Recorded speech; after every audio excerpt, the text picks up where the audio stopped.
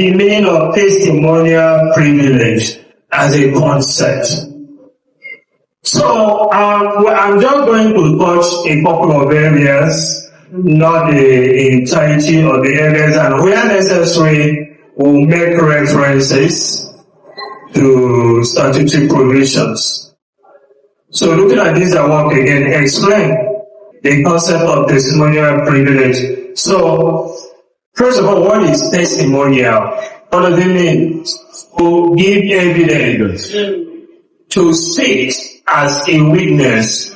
And so when we look at the concept testimonial privilege, it simply means that there are situations where the act of testifying can be privileged. And then also very closely related to this is also the fact that certain testimonies could also be what? Privileged. So we are looking at it from two perspectives. A human being, a witness who is competent to testify, but he has been given privilege. And you know when you're given a privilege, what do you do with the privilege? We either take it or leave it. Right. So when you take the privilege, you're a big man within that group. So you are not bothered.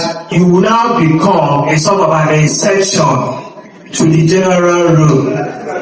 You are just like a preferred species from the others when you take up the privilege. But when you don't take the privilege, it simply means you'll be bound by what? The general rule. What applies to others will do what? Will apply to you. Therefore then, when we talk about testimonial privilege, we are talking about those that cannot be compelled to testify on the one hand.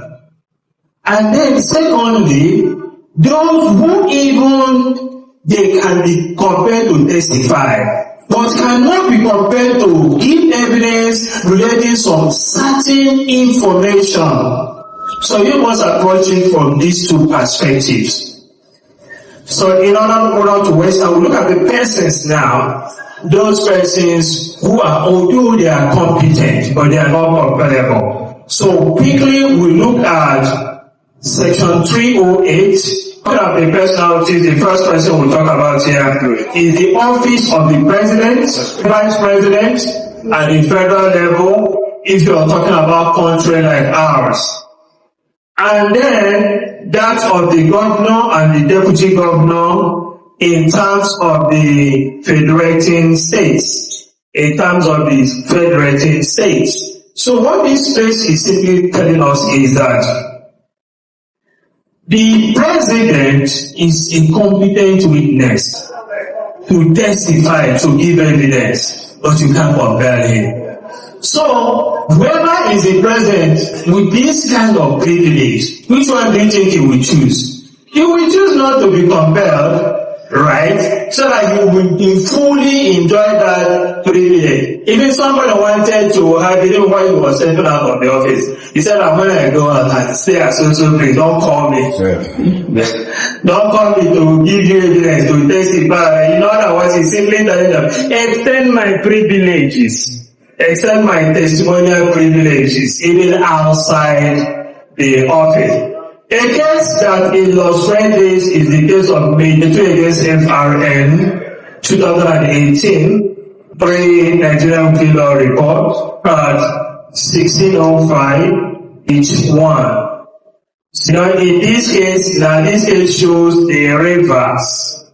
Somebody who is not mentioned in the Constitution as one of those that should enjoy the privilege, stepped up to claim that he can't come to court to testify because he wants to enjoy the privilege. So, and the court overruled that suggestion and held that anybody who is not mentioned in the Constitution cannot be served to have a constitutional testimonial immunity. So that's what that decision illustrates. And then the second one, the second class of persons are the bankers. The bankers. Now, the issue of bankers, of course, when we talk about the privilege granted the president, vice president, governor, deputy governor, and it makes a lot of sense. Why? Because we need them to concentrate in their office and face whatever they have been voted in to do, so that there won't be unnecessary distractions, But there are some other class of persons that maybe when we look at them in their statute of the question, why would these people also be among those who are privileged? So we look at section 177. Section 177 of the Evidence Act says, a banker or an officer of a bank or of other financial institution, this in the innovation, it wasn't included in the Repealed Act, other financial institutions shall not, in any legal proceeding to which the bank or financial institution is not a party, be compelled to produce any banker's book or financial book, the contents of which can be proved in the manner provided in sections 89 and 90 of this Act. So what this place is talking about is that this privilege avails all the banks, all the officers or staff of the banks, and other financial institutions. This privilege is something that when you look at it, it is not totally, it's not absolute. By the way the ways are carved, what they are asked not to, to be, the privilege covers only banker's book or financial book. Banker's book or financial book. And then you don't even ask them to tender it in a matter that they have no business with at all. In a matter in which they have no business. So long as it's banker's book or financial book, is a no-no. But the question is, what about other books or other things that may be kept in the bank? So we take them in bits now. Now, I want to ask, do you think it's possible for a bank to be subpoenaed or asked to give evidence in a matter not involving that very bank? Is it possible? Let's say, for instance, there is a case between Access Bank and First Bank, and this place says, don't bother EcoBank to bring his book of account or financial book. And we are asking, is there the possibility that there may be a situation where EcoBank would actually be required to tender any such book of account? Any such possibility? Let's say Access Bank has sued Mr. B, an owing customer, a debtor customer, to pay. And then Mr. B, Access Bank is subpoenaing EcoBank to bring proof of whether or not Mr. B has funds with EcoBank. Any other scenario? Any other example? Now, if what from the example we have given is possible, how do you juxtapose it to the position of section 177? Looking at the first arm now. We are looking at the first arm. You know why we are looking at the first arm? We want to know whether this law, the way it is good. Whether it has network with commercial exigencies. Do you understand? Or whether it's such one of such laws that we should canvass for it to be amended. So we have said it is possible that another bank who has no business in a particular matter may be somehow connected, although it is not a party to the suit.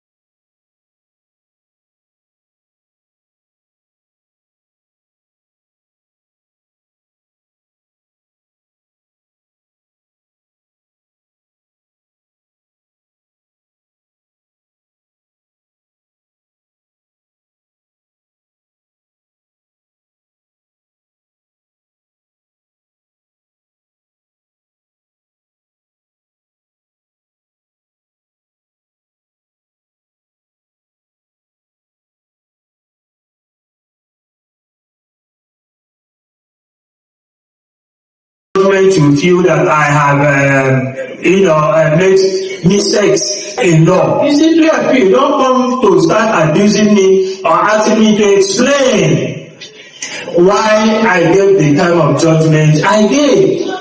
So that's why most of the times when you criticize those judges, they will, when at time look at it from their own point of view. You understand? But the ordinary man, most of the time, does not think that way. So that's one part. A judge, magistrate has immunity over the conduct of his case. Now the second one is testimonial. Can you call him to give evidence pertaining to what he did in the court? Maybe in another proceeding. The answer is what? No. He is what? Privileged. Except there is what? Order of the court. Maybe there is a serious matter going on, and we feel that bringing up the magistrate to give evidence will help us, will help the superior court to arrive at a decision that accords with justice of the case. Under that, then such a person can be called upon. Then there is an old case that is the locus classicus for this. That's the case of Elebanjo. I'm going to distinguish it from section 188. The case of Elebanjo against Tijani is reported 1986. 5 Nigerian Penal Law Report,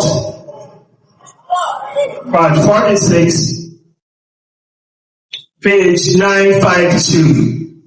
In this case, the Supreme Court analyzed both the judicial immunity and testimonial immunity of members of the bench,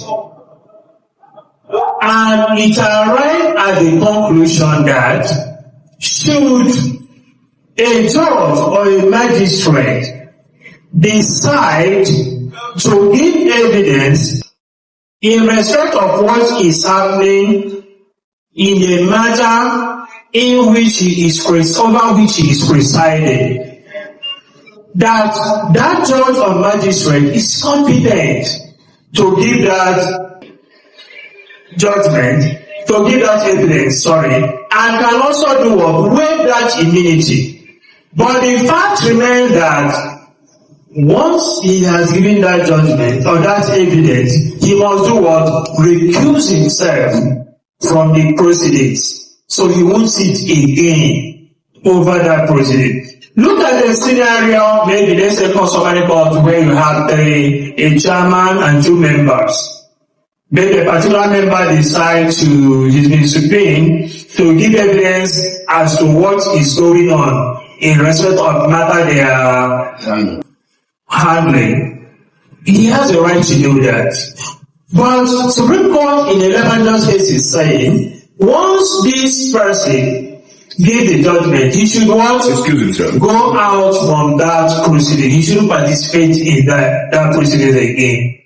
So that also happens in other judicial assignments in terms of proceedings before the court. If a judge maybe has been summoned and he found himself in such a situation that he has to give evidence concerning a matter he is handling, that means he will do what? Wash his hands, clean up the matter. He doesn't have to do the matter again. So what do you think is the rationale behind this? Is it a good law? If it is a good law, why do you think it's a good law? Nobody's talking? I think it's to avoid miscarriage of justice. To avoid miscarriage of justice. Like if it's actually miscarriage is when it's not up to 9 months. Like if it's asked to continue in the same case, he might have that. His mind might have been made up one way or the other. It will definitely be prejudicial to the person appearing before. Then another one is the legal practitioner. The legal practitioner. Here is more of an ethic, a kind of a code of conduct, caging a legal practitioner from doing something not necessarily a privilege per se. It's not the way it sounds like it is a privilege. Privilege is something, when I have it, I can do or I cannot do, right? But when you talk about the legal practitioner's privilege, as it pertains to communication between himself and his client, is a no-go area. He cannot be compelled to give evidence pertaining to communication he had with his client or anything pertaining to the matter he is doing for his client without what? The consent of his client. That's why I say it is not like it's a privilege per se. So that gap of privilege is being held by his client. Do you understand? So the client will say, it's the client that enjoys it. The lawyer, and you have gone to lawyer, you told him your secret, he can't say it out, except if it has to do with commission of crime. And because he is duty bound to expose crime, he will do what? He can expose it. You not just the person with the earlier section that I was quarreling about. Say, why would you say, don't ask this person question? Which answer will then to show that he has committed a crime. So when you just opposite, they get this legal practitioner's privilege, you discover that they are what? They conflict. They conflict. Now, again, like I said, this case is purely something that tends to protect the client and not the counsel or the legal practitioner himself. And under common law, and by certain authorities in England, a lawyer cannot even swear to a contentious affidavit. You can't swear to contentious affidavit. It's something that is linked closely to this privilege. Because you know why? If you swear to an affidavit that is contentious, you automatically make yourself what? A witness. You now compel yourself. You remove the gap. You have descended into the arena of the conflict. Do you understand? So that's why in the case of Horn against Rickard, 1963, NMLR, page 39. NMLR, page 39. The court held that it's wrong for a counsel in a matter to swear to a contentious affidavit. Then we also look at this another class of persons, diplomatic agents.